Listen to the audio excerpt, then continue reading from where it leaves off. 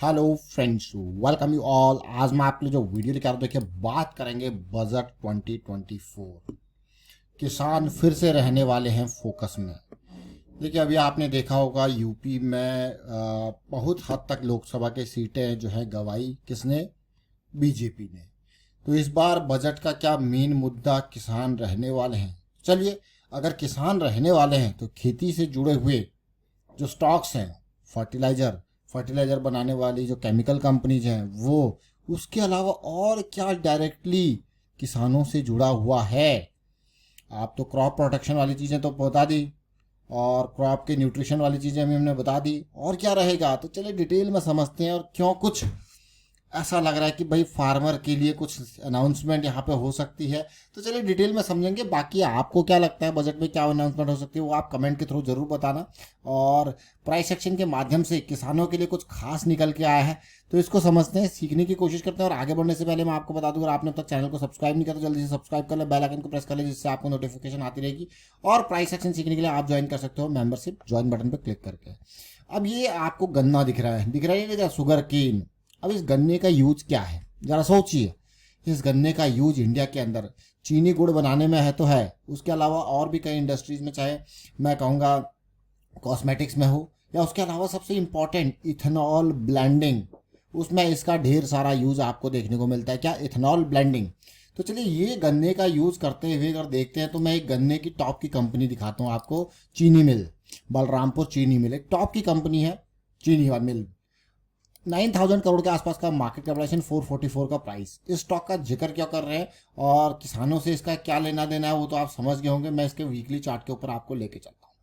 देखिए ये जो गन्ने के स्टॉक्स हैं, चीनी मिल्स, शुगर मिल्स, ये स्टॉक इस टाइम पे लाइमलाइट में आए थे जब ये वीकली में एक बहुत ही बेहतरीन कंसोलिडेशन दे रहे थे, यानी कि 150 से लेके 170 की रेंज में। आपको यार कितना बढ़िया कंसोलिडेशन। और उसके बाद जो रैली थी वो अमेजिंग रैली, मैं इसको कहूँगा। ये इस सेक्टर में एक टॉप की कंपनी है जो कि खुद 200% की रैली इसने दी थी।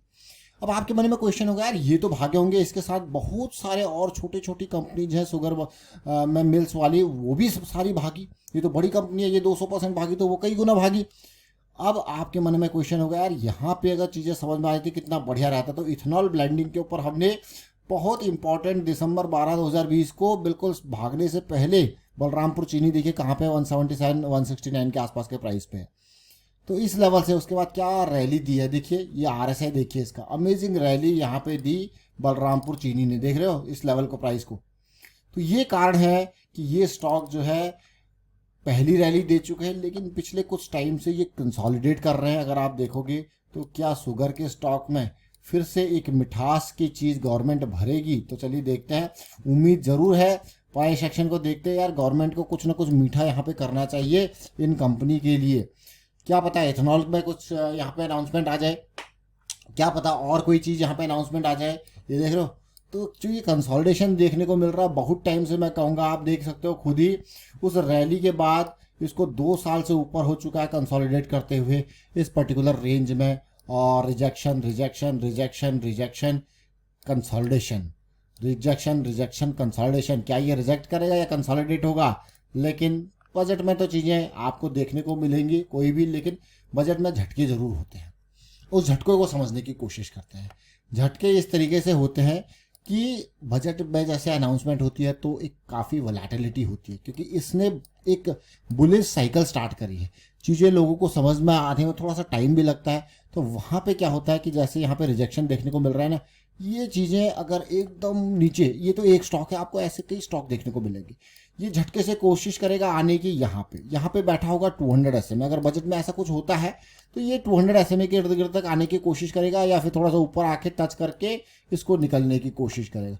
तो जैसे ये करेक्शन आता है, ये रैली ऊपर स्टार्ट होती है, तो हमें एक लो रिस्क की अपॉर्चुनिटी देखने को मिलती है इन लेवल्स पे।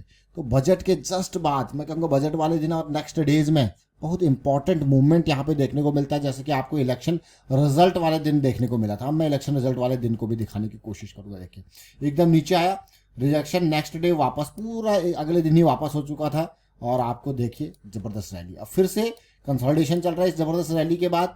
तो ये स्टॉक्स, अभी हमने एक ही स्टॉक के बारे में बात की है, अब आपके पास अनेक स्टॉक होंगे यहाँ पे।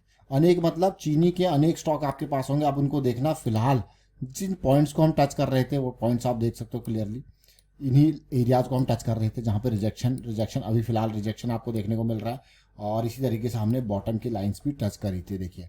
तो काफ़ी इंपॉर्टेंट बलरामपुर चीनी, जैसा मैंने आपको कहा आपके लिए एक स्टॉक है। अब बाकी स्टॉक का आप देखोगे चीनी के स्टॉक्स, यानी कि शुगर मिल्स वाले स्टॉक है। देखिए ये लाइन से ही तो ड्रॉ कर रहे थे हम, बिल्कुल फिर से देखिए तो आपको समझ में आ रहा होगा चीज़ें किस तरीके से चल रही हैं यहाँ पे।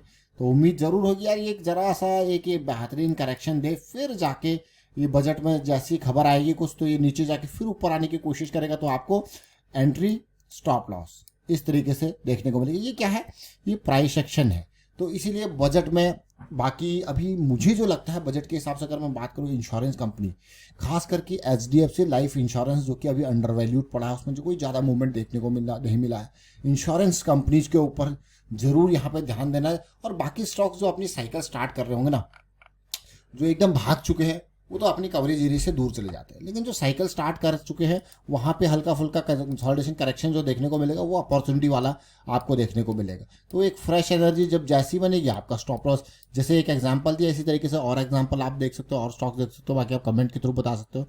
और कुछ और स्टॉक्स अगर मैं कहूँ FMCG यानी कि फास्ट मूविंग कंज्यूमर गुड्स, एक नज़र उधर भी जरूर बनाना, क्योंकि अभी रिसेंटली हमने हिंदुस्तान यूनिलीवर के बारे में बात करी थी, उसने एक मूव स्टार्ट किया है। उसी तरीके से बात जब होती है तो टाटा कंज्यूमर एक और FMCG का स्टॉक है जिसके हम बहुत पहले डिटेल में जिक्र किया करते थे, लेकिन उसने बहुत बेहतरीन क्वालिटी का मूव दे चुका है। बट अब छोटे छोटे मूव्स और एक्सपेक्टेड इनसे होंगे। तो अभी हमने किस की बात करी यहाँ पे, शुगर वाली स्टॉक्स की हमने बात करी थी, फर्टिलाइजर क्रॉप वाली कंपनीज, क्रॉप प्रोटेक्शन न्यूट्रिशन वाली कंपनीज हमने बात करी थी। अभी इंश्योरेंस कंपनीज जिसमें HDFC लाइफ इंश्योरेंस का हमने नाम लिया था कि HDFC लाइफ इंश्योरेंस में एक ज़्यादा मूव अभी तक आया नहीं है। और उसके अलावा FMCG कंपनीज रिसेंटली हमने हिंदुस्तान यूनिलीवर के बारे में काफ़ी डिटेल में जिक्र किया है। ये इंपॉर्टेंट स्टॉक, बट कल के दिन में आपको काफ़ी उतार चढ़ाव ऊपर नीचे देखने को मिल सकता है। वो अमूमन मैं कहूँगा एक्सपेक्टेड होता है ऐसे दिनों में, चाहे बजट हो चाहे इलेक्शन के रिजल्ट्स हों, ऐसे दिनों में काफ़ी वोलेटिलिटी होती है मार्केट में। तो उस वोलेटिलिटी का मैं अगर आप ऑप्शंस की तरफ जाते हो तो प्रीमियम के प्राइस बहुत हाई होते हैं, ये भी इंपॉर्टेंट एक पार्ट है, क्योंकि विक्स जो है वो काफ़ी बढ़ जाता है तो प्रीमियम के प्राइसेस भी आपको काफ़ी हाई देखने को मिलते हैं। तो अलग अलग तरीके की अपॉर्चुनिटीज़ इन डेज में देखने को मिलती हैं।